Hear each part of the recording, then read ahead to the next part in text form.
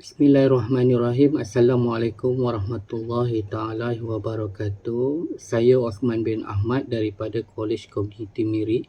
Hari ini saya akan membentangkan ID Protect Board, produk inovasi untuk PDPC lukisan teknikal.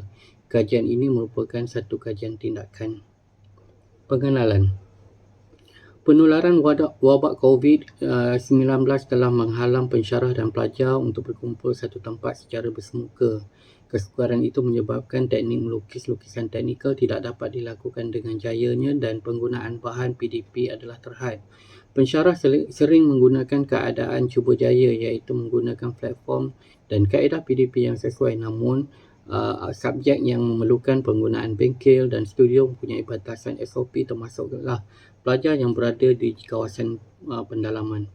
Meningkatkan kefahaman pelajar sehingga reka bentuk dalaman sepanjang proses PDPC lukisan teknikal di College Community Sarawak. Teknik PDP adalah baru yang bukan sahaja dapat membantu pensyarah menyampaikan pengajian yang berkesan, malah ia juga memberi motivasi kepada pelajar supaya bersemangat dalam pembelajaran. Keupayaan pelajar untuk memahami semakin terbatas kerana setiap kali aktiviti simulasi dilakukan secara dalam talian tidak dapat difahami dan begitu jelas. Teknik penggunaan peralatan seperti T-square, adjustable set square tidak dapat ditunjukkan kerana kedudukan kamera smartphone yang berada pada posisi yang tidak tepat. Hasilnya, pelajar tidak dapat melihat imej dengan paparan kamera smartphone pensyarah yang kurang jelas dan kurang menarik. ID Protect Board ini dapat menghasilkan lukisan teknikal lebih baik, menarik dan mencapai kualiti rubrik walaupun secara PDPC. ID Protect Board ini dilihat sebagai satu revolusi dalam perubahan sistem pendidikan yang mengaplikasikan kaedah penyampaian pengajaran secara berkesan, berfokus, dapat mengikuti langkah-langkah lukisan teknikal dengan betul dan menggembirakan pelajar. Inovasi terhasil daripada aplikasi keupayaan kreatif khususnya dalam pembaharuan konsep, idea, metodologi, proses serta fungsi berupaya menjadikan ianya lebih baik dan berkualiti menurut Norma Jantan 2016. Objektif. Pelajar dapat melihat dengan jelas penggunaan T-square dan adjustable set square apabila peralatan ini digerakkan serentak. Pelajar dapat melihat dan membaca garisan halus yang ada pada pembaris skala. Apabila diukur, ditanda dengan cara pembaris skala ini diletakkan pada kedudukan yang hampir dengan kamera. Posisi kamera smartphone pensyarah berada dalam kedudukan yang tepat dan stabil, di mana imej dapat dilihat dengan menarik. Pensyarah dapat memastikan paparan yang ditunjukkan itu berada pada komposisi yang tepat dan dibuat secara dua hala. Penyataan masalah, di mana sekiranya nak melakukan studio ini memerlukan kepakaran, kemudian melibatkan kos yang besar, sistem audio, kamera, pencahayaan yang sempurna, bekerja dalam teamwork, lokasi studio yang tetap, ruang yang terhad untuk membuat penerangan, minat pelajar terhadap paparan yang tidak menarik, terhad untuk tenaga pengajar mencari kepelbagaian kaedah PDP, saiz meja besar dan berat. Meja drafting yang terdapat di institusi pendidikan adalah menyebabkan ruang itu ruang yang besar dan sukar untuk dialihkan.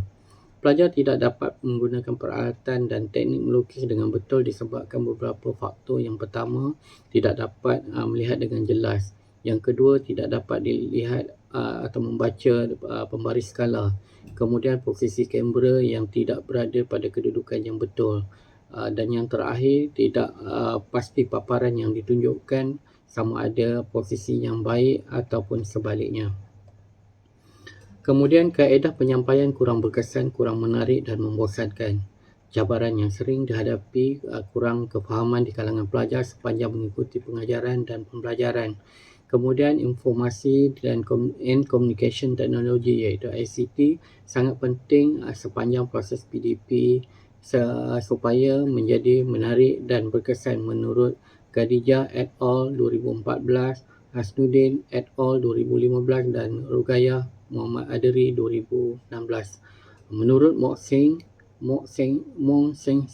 2000, pensyarah hendaklah memiliki strategi pengajaran berdasarkan pertimbangan terhadap teori pembelajaran, pendekatan kaedah dan teknik mengajar. Kajian literature. Inovasi PDP berkait rapat dengan pembaharuan kreatif yang digunakan oleh tenaga pengajar untuk meningkatkan masalah yang wujud dalam proses PDP dan seterusnya mengangkat taraf sistem pendidikan. Inovasi pendidikan adalah satu proses pengubahsuaian sistem pembelajaran yang berkait dengan kurikulum, tempat mengajar dan pelajar, mutu profesional pensyarah dan juga hasil daripada pengurusan pendidikan menurut Yahya Buntat dan Laila Nanita Ahmad 2012. Penggunaan alat bantu mengajar adalah salah satu konsep inovasi yang sering digunakan atau diguna pakai dalam sistem pendidikan dan melengkapkan proses PDP menurut Hanim Abdul Rahim 2018. Kemudian menurut Abdul Hamid Tamuri dan Nik Muhammad Rahimi, Nik Yusof 2010 mengatakan bahawa penggunaan alat dan bahan bantu mengajar adalah penting untuk mewujudkan suasana pembelajaran dan yang kondusif serta sekaligus membantu mengekalkan minat serta momentum pelajar pada tahap yang optimum. Aspek inovasi bagi alat bantu mengajar dapat mengatasi masalah dan kekurangan yang dihadapi. Komponen utama seperti fleksibiliti, keberkesanan, penjimatan masa dan kos keselamatan pengguna, mesra pengguna, keselesaan dan kebolehpasaran perlulah diteliti menurut Hanim Abdul Rahim 2018 dan Normah Jantan 2016. Metodologi. Yang pertama kita melihat dari segi tinjauan masalah, di mana tinjauan masalah dilakukan adalah berdasarkan tinjauan awal, di mana lembaran kerja diberikan kepada pelajar, kemudian dilakukan temu bual, analisis pemerhatian. Kemudian kaedah PDPC hanya menggunakan meja tulis dengan kedudukan kamera smartphone yang diletakkan pada sebatang tripod. Hasil daripada paparan smartphone dilihat kurang jelas. Kedudukan tripod bersebelahan juga mengganggu pergerakan tangan ketika T-square dan adjustable set square digerakkan seperti mana gambar yang pertama. Kemudian pelbagai percubaan dilakukan untuk menentukan kedudukan tripod dan smartphone agar berada dalam kedudukan yang betul dan tepat, tidak mengganggu proses kelancaran untuk melukis. Kemudian lakaran grafik dilakukan sebagai catatan untuk maklumat supaya ianya berkesan. Apabila dilakukan bayang yang datang daripada kiri kanan akan terhasil. Oleh kerana itu sepatutnya kedudukan kamera betul-betul berada di atas kedudukan drafting board seperti mana lakaran yang dilakukan pada gambar rajah 2. Kemudian kita lakukan tinjauan awal. Tinjauan awal ini di mana pelajar diberikan lembaran kerja, setelah itu membuat analisis daripada lembaran kerja yang telah dihasilkan oleh pelajar. Apabila dilihat pelajar tidak dapat menggunakan peralatan lukisan teknikal dengan betul dan pelajar tidak mampu untuk melukis dengan baik. Kemudian temu bual dilakukan kepada 3 orang pelajar pada sesi Disember 2020. Pelajar diberikan lembaran kerja ini, kemudian pelajar akan ditanya sama ada memahami apa yang pensyarah ajar ataupun sebaliknya. Pelajar pertama bertanya sikit-sikit penggunaan menggunakan pen apa, macam mana nak gunakan pembaris skala. Manakala pelajar 2 pula bertanya tidak jelas, guna pembaris biasa boleh ke, atau dan yang terakhir pembaris skala itu sentimeter. Pelajar ketiga pula bertanya tidak faham, susahlah, kemudian berapa ukuran. Ini antara temu bual yang dilakukan kepada pelajar. Kemudian kita tengok analisis lembaran kerja. Pelajar tidak mampu melukis ataupun format yang dilakukan tidak tepat, teks yang dilukis tidak mengikut saiz yang tepat, kemudian tidak menulis ataupun skala yang digunakan ataupun penggunaan pen yang tidak sesuai digunakan. Dari segi pemerhatian pula dilakukan melalui Google Meet dengan keupayaan yang amat terhad di kalangan pelajar. Pelajar tidak mempunyai port khusus untuk meletakkan smartphone sepanjang sesi online. Smartphone hanya diletakkan di hadapan mereka sambil mereka melukis title block dan lettering. Kemudian cara pelajar memegang, menggerakkan T-square dan adjustable set square tidak dapat dilihat dengan jelas. Pandangan yang terhad dengan kedudukan kamera pada posisi yang tidak strategik menyebabkan proses PDPC kurang sempurna. Pelajar berjaya menghasilkan lukisan teknikal, namun banyak kesalahan dihasilkan daripada garisan dan tag, seperti mana gambar yang kita dapat lihat penggunaan meja pada pelajar. Tindakan kemudian tercetuslah produk inovasi ini, iaitu ID Protect Box, di mana ianya memberi manfaat kepada pensyarah dan juga pelajar. Antara manfaatnya adalah, satu, kepada pensyarah adalah penyampaian yang berkesan, pengendalian peralatan T-square, adjustable set square dengan selesa tanpa sebarang gangguan dan halangan, permukaan drafting board pada kedudukan kamera yang sangat baik dan tepat. Kemudian tidak memerlukan ruang yang besar, mampu milik dan mudah dibawa serta dikendalikan. Kebaikan untuk pelajar pula adalah paparan yang jelas dan sangat menarik walaupun penggunaan belajar secara online. Kemudian menarik minat pelajar dan untuk menerus mengikuti subjek ini, tidak membosankan, berinteraktif, pelajar juga mampu milik untuk memiliki produk ini, dan ianya juga boleh dibawa ke mana-mana dan mudah dikendalikan. Produk inovasi ID Protect Box ini adalah sebuah beg yang berukuran 30 inci x 20 inci, mempunyai ciri-ciri IR 4.0, di mana ianya mempunyai smartphone port, USB, LED, power bank, speaker, Bluetooth socket, light board, skrin dan sebagainya. Selain itu, terdapat juga tempat untuk menyimpan peralatan-peralatan lukisan teknikal seperti pen, set square dan sebagainya. Saiznya ergonomik, praktikal, kedudukan kamera yang boleh dilaraskan juga ianya menjadikan produk ini lebih menarik dan ianya adalah user friendly. Kemudian borang soal selidik diagihkan kepada pelajar, di mana menggunakan Google Form, di mana kita nak melihat tahap kefahaman dan keberkesanan ID Protect Box ini sepanjang proses PDP, di mana kita menggunakan skala Likert, iaitu S setuju, TP tidak pasti dan TS tidak setuju. Okey, daripada hasil dapatan kita melihat yang pertama demografi. Pelajar adalah terdiri daripada sejarah kebentuk dalaman semester 1, terdiri daripada 2 sesi pengajian, iaitu Disember 2020 yang melibatkan hanya 3 orang pelajar. Semester Disember hanya 3 orang pelajar sahaja. Kemudian September kita mempunyai 17 orang pelajar.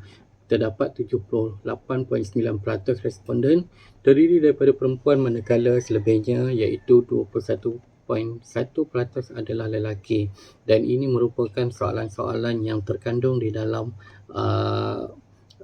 kajian tersebut. Kemudian kita melihat kepada PDPC yang telah menggunakan produk inovasi ini, di mana PDPC ini dapat dilihat dengan lebih menarik, kedudukan kamera yang jelas di atas drafting board, ukuran skala sangat jelas dan dapat mampu dilihat oleh pelajar. Kemudian dapat menghasilkan video sepanjang proses PDP berlangsung, dapat dilakukan rakaman, kemudian dilakukan dalam bentuk YouTube dan diagihkan kepada pelajar supaya ia dapat melihat secara berulang-ulang. Kemudian penilaian pelajar, pencapaian pelajar diukur melalui rubrik yang telah ditetapkan oleh Jabatan Pendidikan Politeknik dan Kolej Komuniti, manakala markah yang telah diperolehi akan dikemaskini di dalam sistem CCMS. Ini merupakan produk-produk inovasi tersebut, merupakan imej produk inovasi tersebut, dan di sebelah kanan merupakan pautan YouTube hasil daripada rakaman PDP yang telah berlangsung, dan produk ini telah dipertandingkan di Creative Innovation and Technologies Exhibition 2021, dan alhamdulillah produk ini dapat tempat yang kedua. Kemudian perbincangan yang pertama dasar, iaitu perubahan bahan-bahan pengajaran yang mengutamakan nilai-nilai murni dapat diserapkan kepada semua mata pelajaran. Yang kedua, perubahan program yang berorientasikan melahirkan insan yang seimbang serta harmoni OBE. Dan yang ketiga, perubahan sukatan pelajaran yang sesuai untuk melatih kemahiran teknologi yang melibatkan tenaga pengajar serta pelajar. Kemudian latihan. Penggunaan ICT secara menyeluruh oleh tenaga pengajar dan dapat diperluaskan kepada semua institusi TVET. Tenaga pengajar dapat didedahkan dengan kepelbagaian kemahiran bagaimana penggunaan ICT. Kemudian yang terakhir, tenaga pengajar berpengetahuan dan peka untuk mengendalikan atau menggunakan ICT dalam PDP. Dan organisasi dapat dilakukan perubahan aktiviti ataupun pembudayaan dalam institusi TVET itu sendiri. Bidang yang berfokuskan kepada penggunaan ICT sepanjang proses pembelajaran dan tenaga pengajar dapat didedahkan dalam kepelbagaian penggunaan ICT. Kesimpulan, pelajar dapat memahami dengan jelas bagaimana lukisan teknikal dilakukan. Perubahan yang ketara dapat dikenal pasti di kalangan pelajar yang dapat memahami dan serta ianya menyeronokkan. Video yang dihasilkan dapat diedarkan kepada pelajar dan pelajar dapat melihat secara berulang kali. Pensyarah dapat menjalankan PDPC dengan lebih baik dan dilakukan pada tempat-tempat yang bersesuaian. Dapat menjimatkan masa sebelum PDP berlangsung. Kajian menyeluruh akan terus diperluaskan ke institusi TVET di mana perkongsian ilmu ini akan dihebahkan secara berterusan dan dapat mencadangkan kepada kementerian sama ada KPM dan KPT supaya produk inovasi ini dijadikan aset untuk digantikan meja-meja drafting yang ada sekarang ini di institusi TVET dan dapat digantikan dengan produk ini kerana ianya lebih murah dan ianya lebih fleksibel dan mudah dikendalikan. Ini merupakan rujukan yang telah saya lakukan dan sebahagiannya saya paparkan di sini. Dan saya rasa itu sahaja perbincangan saya pada hari ini. Saya sudahi dengan wabillahi taufiq wa hidayah. Wassalamualaikum warahmatullahi wabarakatuh. Sekian, terima kasih.